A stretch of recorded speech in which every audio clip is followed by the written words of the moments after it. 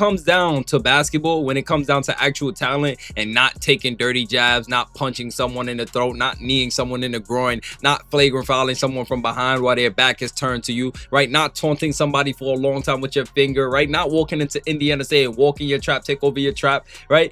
Not all these things, not trying to fight Caitlyn on the court. Those won't win basketball games. You know what will win basketball games? What this woman right here, Elizabeth Clark, does on a nightly basis. The face, oh my, the face of Marina Mabrey right here on your screen. Let this be a microcosm for the next 10 years against every opponent who tried to hard foul and do CC nasty. I mean, look at this, man. Watch this. Marina always trying to score something with somebody, bro. This is crazy. Look, and it's Kelsey Mitchell. Come on. And look, Marina knows she was wrong. Cause you know Mabrey was wrong because we've never seen Kelsey Mitchell do anything like. Forget the woman selling out arenas, breaking ratings records, and helping push this league into an entirely new level of relevance. Forget the packed arenas across the country, the record-breaking jersey sales, and the massive travel demand that has followed her wherever she goes. Apparently, none of that matters anymore. According to one viral moment caught on camera, there is supposedly a much better picture of what this league should look like moving forward. That is the image fans have been sharing nonstop since last night, and once you notice it, it is hard to ignore. Marina Mabrey was standing near the tunnel as Caitlyn Clark signed autographs for a crowd of fans who stayed long after the final buzzer, and the expression on Mabrey's face immediately became the subject of online speculation. It wasn't simply a casual glance. It wasn't just someone looking around before heading away. Fans interpreted it as a very obvious side-eye, and the internet reacted almost instantly, turning a few seconds of footage into an entirely new conversation about the growing attention surrounding Clark. Some part of this is real. Why? Because this is some Canadian singer I don't know. This is her, what I think was her partner. This is a woman who was about who in heels about 6'5". Why do I know that? Because I was sitting here. I was right here. This is the Canadian singer. I don't know who it is. She was on Celebrity Cam. This is said Canadian singer and a partner. This is my footage. This is my footage. So, Marina is clearly trying to talk to Caitlyn after the game. Caitlyn does not want anything to do with Marina Mabrey and just walks right by and starts signing. Here is the uncomfortable question that nobody really wants to confront. Who is actually lining up for a Marina Mabrey signature? How many fans are willing to wait through traffic, skip dinner plans, or remain in the arena long after the final buzzer just for the chance to get her name on a jersey or ticket?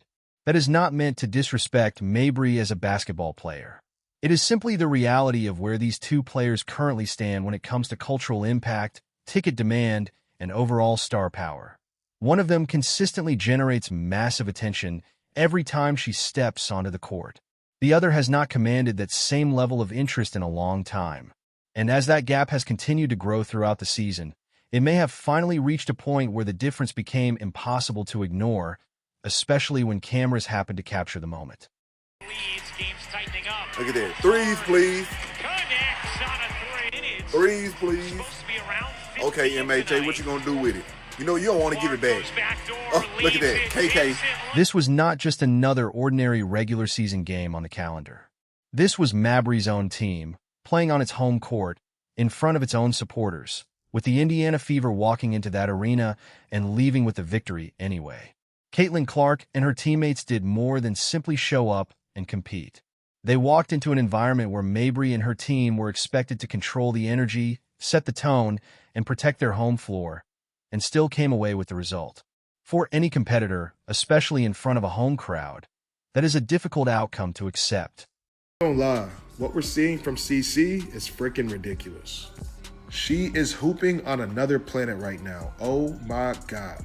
Last night, she put the work. She put belt to ass on my Toronto team, on the Toronto Tempo. It was also Caitlyn Clark's Canadian debut, her first game in the city of Toronto, and she did not disappoint. She left the entire country of Canada excited. 24 points, 4 3-pointers, and 7 assists. And just honestly, just cooking. Like, some of the buckets I've seen, ridiculous. Like, she's the most exciting player to watch in the league. Losing at home is always a tough result for any team, regardless of experience or reputation.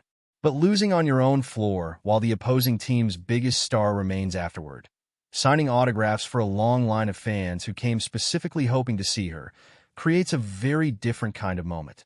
That contrast can linger with a competitor long after the final score has disappeared from the headlines and the box score has been filed away.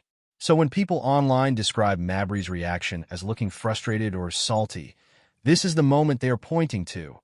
The combination of a home court loss and watching the opposing star receive the overwhelming attention afterward. 100% like aware. I know when I went too far with things, like, and it's like shameful. It's like, really, Marina, like that was ridiculous. So like, for example, the Caitlyn thing, like when the play was over and everyone was like, that was obvious that my emotions of us losing and losing and losing, and then she's like low-key punking her team on top of it. Like that was too far. Like that was too much. But then when you go to like Unrivaled this season, and like the little scuffle between me and Suge, like that was perfect. Because it was just enough that it like fueled me and the team. But then on the flip side, like when we were in Indiana and it was, everyone's booing us, like it feels like shit. We end up losing by like 25. And it's like, Marina, that's your fault, buddy. Like, you can't do that. It was not just one random look caught from a bad camera angle. It was the buildup of frustration from watching her own home crowd, inside her own arena, treat the visiting team's point guard like she was the real main attraction of the entire night. Moments like that can stay with people, whether they ever admit it publicly or not. Nobody enjoys seeing a rival receive more attention inside your own building than you receive on your best night. But most experienced professionals understand how to keep that frustration completely off their face when the cameras are watching. Mabrey did not appear to manage that this time, and that is exactly why this moment has become such a talking point online. It's crazy. I have never seen Kelsey Mitchell react like this. I honestly don't think I've ever seen Kelsey Mitchell get this mad. Get so mad to get up in somebody's face. What happened? What did Marina Mabrey do to evoke this out of Kelsey Mitchell? Also, you guys, look at Marina Mabrey's reaction. She doesn't even do anything. Kelsey gets in her face. She's yelling at her, and Marina Mabrey just looks at her and walks away. Like, this is even crazy for Marina. She has crowned herself the crash out queen. She didn't even say anything. She wanted no smoke. I need to know what happened though. Like, was anybody at this game? Was anybody sitting courtside? Does anybody have a different angle of what went down? Like, what caused this? I have so many questions. You have like one of the calmest players in the league going off on one of the biggest crash outs in the league, and the crash out does nothing, and the calm player is going. And that was not even the only flashpoint from that particular night, which makes the entire situation feel even more revealing. Because before the post-game tension ever began, there was already a moment on the court where Mabrey got directly in Kelsey Mitchell's face, talking at her nonstop and gesturing intensely as if Mitchell had somehow crossed a major line during the game. Mitchell was not taunting her. She was not doing anything that appeared outside the normal intensity of a competitive basketball game. Yet Mabrey remained completely focused on her throughout the exchange, practically standing face-to-face and demanding an explanation for whatever had triggered the confrontation. And when you put that moment alongside the obvious side-eye toward Clark after the final buzzer, both scenes seem to point in the same direction. This was not simply one isolated reaction that can be brushed aside as a bad camera angle. It looked like a player carrying visible frustration from the opening tip all the way to the final horn. And rather than turning that frustration into extra production on the court, she appeared to spend much of the night directing her emotions outward at the people around her. On the floor, that is an ejection. If you do that, if you do that in the NBA, you're gone, bro. Like, what are we talking about? This is common sense. This is the most bottom of the barrel of a professional league I've watched, bro. Like, what is this? And she's sitting there laughing like it, bro. Oh my God, man. She's always in the mix. WNBA, y'all never fail to outdo yourselves. You guys never fail to outdo yourselves. It's crazy. There's a scrape across the face. That's what Clark didn't like. Boom. Look, she could have got whiplash. She could have got whiplash, all types of stuff. For anyone who thinks this incident came completely out of nowhere, it really did not, because there is history behind it. This is the same Marina Mabrey who was previously involved in a physical exchange with Caitlin Clark earlier in her career, a moment that attracted plenty of attention at the time because of how unnecessary and unprovoked it appeared when the replay was examined more closely. Clark was not doing anything that seemed particularly provocative in that earlier clip either. Over time, that incident has started to look like another chapter in what some fans see as a recurring pattern when you place it alongside everything that has happened between these two since. There has been a quiet but noticeable tension surrounding their interactions for quite a while now. And if you look closely, it has rarely seemed to be about basketball fundamentals or defensive strategy alone. The bigger conversation has consistently centered on attention. Who the cameras focus on first after the game, who fans are waiting to see, and who people actually line up for once the final buzzer sounds and the arena begins to empty. Mabrey gets honest about Caitlin Clark's shove. 2 days after the shove, heard around, I'm pretty sure that means around the women's basketball world, Mabrey was heard saying, D word if I do, D word if I don't. While on Instagram Live. Need to stay off them Instagram Lives. Then she goes on to say, I don't care, honestly. I really don't. Obviously, I'm not trying to hurt anybody.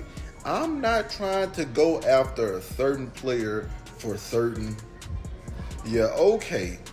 You're not trying to go after a certain player and you're not trying to hurt nobody. But you bulldozed somebody that was blindsided and eventually got hurt. We can literally say that her injuries started from this. So watching Mabrey's frustration appear to boil over this season, seeing her own team continue to struggle while Clark's team keeps moving upward in the standings, and then watching her get outperformed on her own home floor in front of her own supporters creates a certain undeniable irony in how this story has unfolded. Not because anyone should genuinely want to see another professional fail or struggle throughout their career, but because there is something almost poetic about watching a player who once seemed determined to challenge a rising star now appear visibly uncomfortable with that same star's continued rise to the top of the sport. The contrast has become difficult for fans to ignore, especially when the attention surrounding Clark continues growing while the spotlight on Mabrey remains comparatively limited. Started from the national championship game, and I've been dealing with this for 2 years now. And understanding, like, yeah, negative things have probably been said about me, but honestly, I'll take that because look where women's basketball is. People are talking about women's basketball, but you never would think that we'd be talking about women's basketball. People are pulling up to games. We got celebrities coming to games, sold out arenas, like, just because of one single game. And just looking at that, like, I'll take that role. I'll take the bad guy role, and I'll continue to take that on and be that for my teammates. And if I want to be that, and I know I'll go down in history, I'll look back in 20 years and be like, yeah, the reason why we watching women's basketball is not just because of one person. It's because of me, too, and I want y'all to realize that. Here is what is genuinely strange about all of this when you step back and look at the bigger picture objectively. Player after player across the league seems to react negatively to Caitlin Clark instead of simply recognizing what she is bringing to women's basketball as a whole. Whenever she plays, the attention around the game becomes noticeably larger. Ticket demand can surge. Arenas receive increased interest, and television audiences often rise in ways the league had rarely experienced before. The impact extends beyond the court as well, with visiting cities benefiting from the increased attention surrounding her games. Whether people love her, criticize her, or simply tune in because they want to see what happens next, the reality is that Clark has become one of the biggest drivers of attention women's basketball has ever seen. That level of visibility is difficult to ignore, regardless of how anyone personally feels about her. WNBA women are 100% jealous of Caitlin Clark. You cannot sit here and look me straight in the eye and tell me that this girl, Caitlin Clark, who put your sport on the map, who pays your bills, who is your meal ticket, is the 11th best guard in the WNBA. You can't sit here and look at me in the eyes with a straight face and say she's the 11th best guard. This doesn't have anything to do with skill. This doesn't have anything to do with how she plays on the court. This has to do with they can't stand how much of an impact she has had on the WNBA. They can't stand that she has put their sport on the map and that she made their sport relevant. Yes, there's been plenty of other legends before her, but they never ever had the impact like she has. And instead of some established veterans recognizing that rising tide is something capable of lifting every roster, every team, and potentially every paycheck across the league. Too many seem to treat Caitlin Clark like a threat that needs to be managed rather than an opportunity that should be embraced. Strip away all the excuses, and some fans see it as jealousy. Not necessarily jealousy of her raw basketball ability, because there are plenty of players in this league capable of matching her shot for shot on any given night. The difference becomes obvious after the final buzzer, when fans are still waiting outside or in the arena for a chance at her autograph or a quick photo with her. That kind of genuine connection with a mainstream audience cannot simply be manufactured through a marketing strategy or created because a league office decides it wants a new superstar. It either develops organically with the audience or it does not happen at all, no matter how much promotion is behind it. And for Clark, that connection has developed on a scale rarely seen before in women's basketball, whether at the college or professional level. It's really cool that people are waiting 2.5 hours before. Like, I don't know if I would ever do that, but I really appreciate their support. Like, that's a really cool thing. And it just shows how much this one opportunity means to people to be able to see a player that they probably watched on TV a lot and experience a moment that they've, felt through the TV screen or, seen online. And I think that's a really cool thing. So I'm just super excited that Look at the arenas she plays in this season, and the evidence is often visible before the game has even officially started. In some places, fans arrive hours early, with lines stretching far beyond the entrances and crowds gathering well before tip-off. Parents show up carrying handmade signs their kids created at home, hoping to catch a glimpse of the player they have been following. Adults who may have never paid much attention to the WNBA before are suddenly buying tickets because their daughters specifically want to see Caitlin Clark play in person. That kind of excitement is difficult to manufacture through a marketing department. It is the kind of organic connection that develops when an athlete captures the imagination of a much wider audience. The league can promote a player, advertise a matchup, and build an entire campaign around a game, but it cannot simply order this kind of cultural momentum into existence. Clark's ability to generate that level of interest has developed naturally, and that is what makes her impact so difficult to replicate. Is Caitlin Clark not trolling, but signing her jersey in Toronto in Marina Mabrey's building? Marina Mabrey choked the game, which is why I call her Marina Maybe. Maybe she'll play, maybe she won't. Maybe she'll play well, maybe she won't. I did not know this was this many. It was this many Caitlin Clark fans in Toronto. Some was traveling, of course, but guys, look at all the 22 jerseys out there. Like, what? This is majority, like, this is not I'm sorry, I didn't mean to hit that again. This is not just majority, like, this is not just the Indiana Fever line. This is not just the Fever entrance. This is the whole entrance right here, which what it looks like at least, right? But just look around. All you see is Caitlin Clark jersey. You can barely even see a Tempo jersey, if I'm not mistaken, right? Like, you got a Kawhi Leonard jersey right here.